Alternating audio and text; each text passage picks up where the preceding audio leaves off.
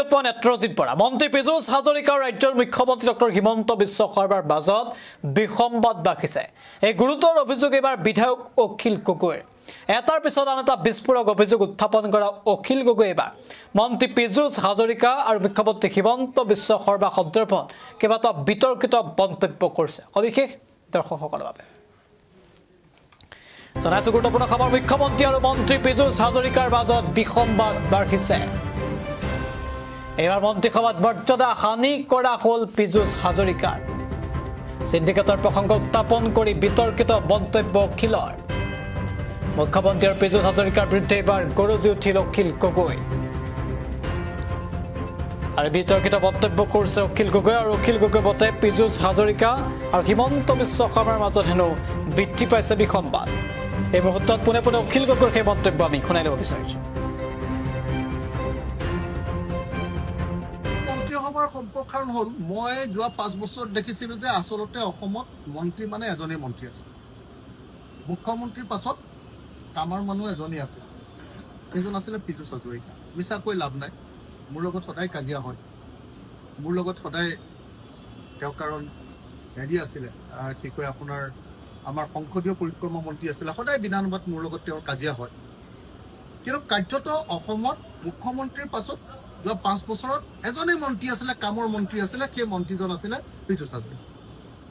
আৰু এইবাৰৰ মন্ত্ৰীসভাখনত আটাইতকৈ বেছি ডিগ্ৰেডেড কৰা হ'ল, আটাইতকৈ বেছি মৰ্যাদা হানি কৰা হ'ল, আটাইতকৈ বেছি লঘু কৰি দিয়া হ'ল পীযুষ হাজৰিকা।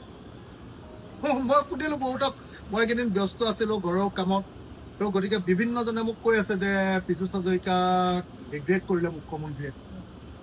পীযুষ হাজৰিকাক আৰু হিমন্ত বিশ্ব শৰ্মাৰ মাজত ইতিমধ্যে বিসম্বাদ আৰম্ভ হৈ গৈছে।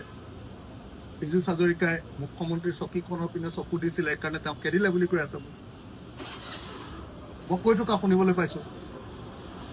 তো আৰু কৈ আছে যে দুটা কাৰণত পীযুষ হাজৰিকাক এবাৰ গুৰুত্ব কমাই দি আপোনাৰ জয়ন্ত মল্লবৰুৱাক গুৰুত্ব বঢ়াই দিছে। 1 নম্বৰ কথাটো হ'ল বোলে পীযুষ হাজৰিকাই এই সময়খিনিত ইমান বেছি সম্পত্তি কৰিলে যে RSS, বিজেপিৰ কেন্দ্ৰীয় নেতৃত্ব আৰু হিমন্ত বিশ্ব শৰ্মাৰ চকুত পৰিছে।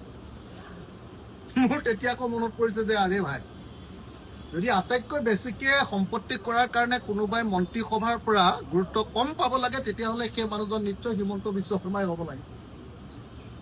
অসমততো আটাইতকৈ বেছি সম্পত্তি কৰিছে, 2 নম্বৰী ইলিগেল টকা কৰিছে মুখ্যমন্ত্ৰী হিমন্ত বিশ্ব। গতিকে যদি আটাইতকৈ বেছি 2 নম্বৰী টকাৰ কৰাৰ কাৰণে কাৰোবাৰ মন্ত্ৰিত্ব কাট যাব লাগে, তেতিয়াহ'লে হিমন্ত বিশ্ব শৰ্মাই মুখ্যমন্ত্ৰী হ'ব লাগে। কিন্তু পীযুষ হাজৰিকাৰ মন্ত্ৰিত্ব হ্ৰাস পাইছে, গুৰুত্ব হ্ৰাস পাইছে, আৰু হিমন্ত বিশ্ব শৰ্মাৰ আকৌ গুৰুত্ব বৃদ্ধি পাইছে। এইটো কেনেকুৱা ধৰণৰ নৈতিকতা? নাম্বাৰ 1। নাম্বাৰ 2, মই শুনিছোঁ যে নহয় আৰু এটা কথা আছে যে আগতে পীযুষ হাজৰিকাক চিণ্ডিকেট চলাবলৈ দিছিলে, কিন্তু চিণ্ডিকেট চলাওঁতে পীযুষ হাজৰিকাই যিমান টকা কয়লা বা আপোনাৰ গৰু ম'হ বা আপোনাৰ শাক পাচলি বা ফল মূল বা আপোনাৰ কি কয় এইটো ম্যানমাৰৰ বাৰ্মিজ চুপাৰীৰ পৰা যিমান টকা দিছিলে, তাৰ পাছত কিছুদিন লাষ্টৰ এবছৰ জয়ন্ত মল্লবৰুৱাক যেতিয়া চিণ্ডিকেট চলাবলৈ দি দিলে, তেতিয়াহ'লে হিমন্ত বিশ্ব শৰ্মাক বেছিকৈ টকা দিয়া হৈ গ'ল জয়ন্ত মল্লবৰুৱাক। তেতিয়া মানে যে হিমন্ত বিশ্ব শৰ্মাই গম পালে যে পীযুষ হাজৰিকাই ব্যক্তিগতভাৱে পইচা মাৰিছে, এই বুলি গম পালে।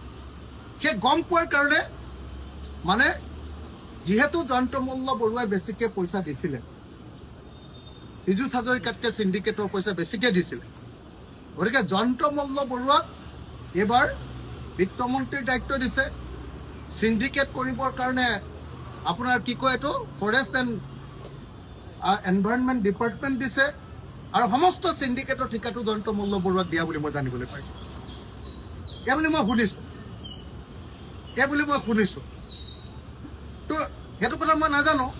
কিন্তু মই এটা কথা জানো যে যোৱা সময়খিনিত সঁচাকৈ প্ৰেক্টিকেলি যদি কোনোবা এজন দক্ষ মন্ত্ৰী অসম বিধানসভাত, অসম মন্ত্ৰীসভাত আছিলে, সেইজন বেলেগ কোনো নহয়, পীযুষ হাজৰিকা।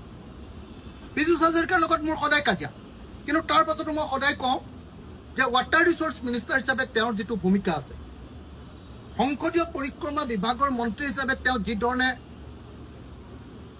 মানে আপোনাৰ আগতে বিৰোধীক মানে হেৰি কৰিব খুজিছিল, মানে ঠাণ্ডা কৰিবলৈ ব্যৱস্থা লৈছিল। এইবাৰতো বিৰোধীক ঠাণ্ডা কৰিবলগীয়া নাই।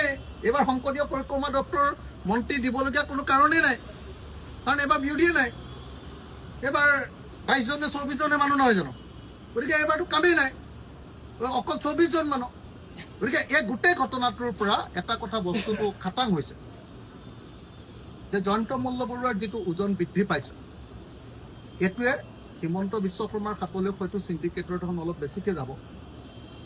আগ্ৰামা মহিলাৰে গোটেই নামনি অসমখনৰ মানে গোটেই অসমলৈ সোমোৱা গোটেই গাড়ীবিলাকৰ ঠিকা দি দিছে।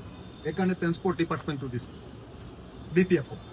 ট্ৰেন্সপৰ্ট ডিপাৰ্টমেণ্টটো দি অসমলৈ যিমানখন গাড়ী আহিছে প্ৰত্যেকখন গাড়ীৰ ওপৰতে ইলিগেল অবৈধ চিণ্ডিকেটৰ টেক্স, আৰু সেই চোৱা চিতাৰ দায়িত্ব জয়ন্ত মল্লবৰুৱাৰ।